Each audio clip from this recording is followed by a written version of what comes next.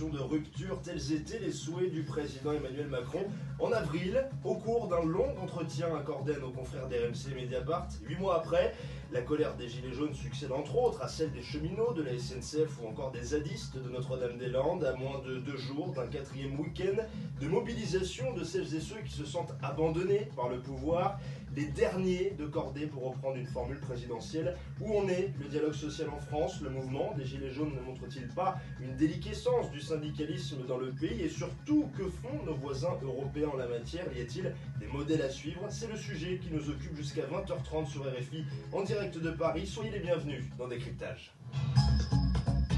Et avec nous en studio, Jean-François Chantaro, bonsoir. Bonsoir. Alors vous êtes délégué général de Odyssée, organisation du dialogue et de l'intelligence sociale dans la société et dans les entreprises. Vous êtes également consultant à Odys, Observatoire du dialogue et de l'intelligence sociale. En quelques mots, pour nos auditeurs, une définition de l'intelligence sociale? C'est la capacité à comprendre le lien social et à le transformer dans le sens de la recherche de l'intérêt collectif. Et quand on est dans le débat public, c'est l'intérêt général.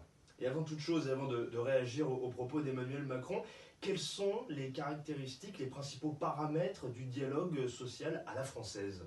Eh bien, c'est pas compliqué. Il suffit de regarder le système politique centralisé, dialogue social centralisé. Quand on compare le dialogue social dans l'ensemble des pays d'Europe, on voit qu'il y a un parallèle avec le système politique à chaque fois. Donc on a en France affaire à un acteur qui décide de tout, avec un État qui est omniprésent, avec un pouvoir exécutif qui a la main sur le législateur et le législatif, avec au sein de l'exécutif un couple entre le chef de l'État et le chef de gouvernement qui est dominé par le chef de l'État. C'en est presque risible, tout le monde se dit oui, il faut que le chef de gouvernement protège le chef de l'État. Enfin, le chef de gouvernement, il doit gouverner. Et le chef de l'État, il doit présider l'État. Et donc il y a deux rôles différents, et en fait en France tout est fusionné. Et donc à l'intérieur de toutes les organisations, que ce soit les organisations sociales, syndicales et patronales d'ailleurs, ou que ce soit à l'intérieur des entreprises, c'est toujours la même chose. On a affaire à une fusion de ces deux rôles, pouvoir temporel, spirituel, celui qui dit le juste, celui qui prend les décisions, tout ça est mélangé. Et donc au moment où on doit débattre, eh bien, on confond les valeurs et les faits. On confond ce qu'il faudrait faire dans l'absolu et ce que l'on peut faire en réalité, et on n'arrive pas à s'entendre. Donc une omniprésence de l'État. Est-ce qu'il n'y a pas aussi un autre paramètre qui caractérise le dialogue social, si j'ose dire, à la française? C'est la culture de la lutte, la culture d'une ambiance conflictuelle. Oui, c'est pour la raison que je viens de vous indiquer. On n'arrive pas à dissocier ce qu'il faudrait faire dans l'absolu, ce vers quoi il faut tendre, absolument, ce qui est juste, ce qui est bien, et ce qu'il est possible de faire au regard des contingences.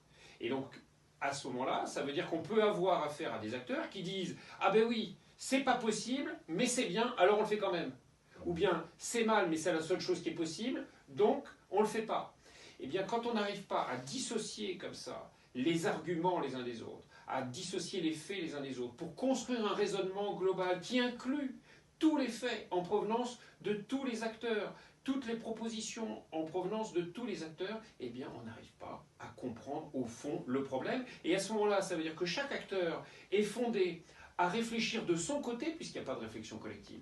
Et en réfléchissant de son côté, il va chercher ses propres informations, construit son propre raisonnement, définit ses propres conclusions, et on arrive à porter tout seul ces conclusions contre les autres qui font pareil, qui définissent d'autres arguments, d'autres raisonnements, d'autres conclusions, et à ce moment-là, c'est raisonnement contre raisonnement, c'est proposition contre proposition, et jamais d'échange, pas de croisement des arguments, pas de croisement des raisonnements, et quand on raisonne chacun de son côté, on ne peut pas construire un raisonnement collectif, et au bout du bout, c'est les uns contre les autres. Deux images pour faire un état